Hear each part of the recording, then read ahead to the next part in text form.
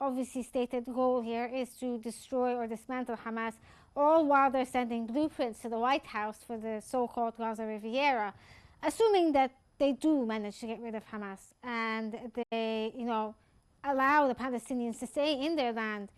The absence of Hamas, will this create some sort of power vacuum? How will Gaza be governed? Is the US vying, for instance, to take over Gaza? Well, first, Reham, thank you for having us today, and greetings to your viewers and to your guest from Ramallah. And um, the first, I must agree with your other guest. The movement, the Israeli bombing and forcing the Palestinian people to move constantly, to stay on the move, this is designed to further weaken the people physically, as well as to, as we've seen, concentrate them in areas where they are easier for the Israelis to kill. And my apologies for saying it like that, but the Israeli actions do not match their words. They say they are trying to protect the Palestinians by having them move out of bombing areas. But in reality, the constant movement is once again designed to wear out, sicken, and weaken the Palestinian people to make it easier for the Israelis to essentially to do what they want. And the Israeli problem is they cannot do what they want. They have a problem of 2 million people that they have trapped, and they have no idea where to go next. And this is because Netanyahu's ground offensive is not going well. He sees that he's been in Gaza for 23 months, and he has made all he has done is increase the charges of genocide leveled against him. With respect to Hamas, Israel and America, we keep talking about Hamas this, Hamas that. The truth is, there is more than one resistance group in Gaza. Hamas is their official civil government, but we have Islamic resistance.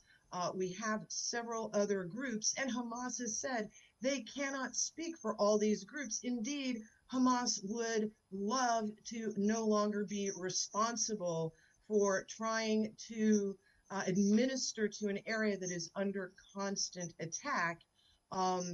Israel is preventing Hamas from making any progress by their tactics of stopping negotiations, whether it has to do with killing the negotiators or allowing the negotiations to go forward and then not honoring any ceasefire agreements. Which kind of triggers a next point here. I mean, if I could just follow up there, like, do you think that the Israeli goal here is to basically intentionally create some sort of power vacuum where there isn't a transition of power from, say, Hamas governing to the PLO, for instance? They're intentionally trying to make living conditions for people in Gaza even worse.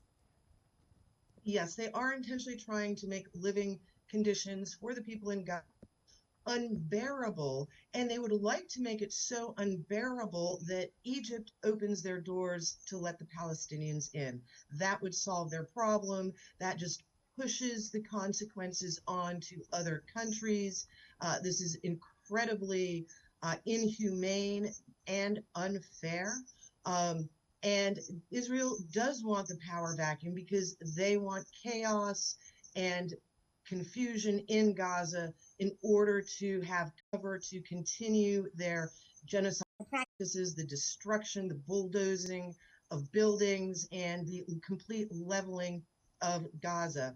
And they do not want the the Palestinian Authority and the PLO to be in charge of Gaza or to have any governance role in Palestine at all, because as we've seen, the PLA did recognize Israel, and they are for the two-state solution, and Israel cannot let the Palestinian Liberation Authority or the PA or the PLO to have any governance role at all in Palestine, because they do not want governance of Palestine. They do not want anyone in the international community to think that there is a viable government that could be found in the Palestinian Authority They essentially want Palestine ungovernable. And we are finally seeing the international community, the European Union Emergency Commission,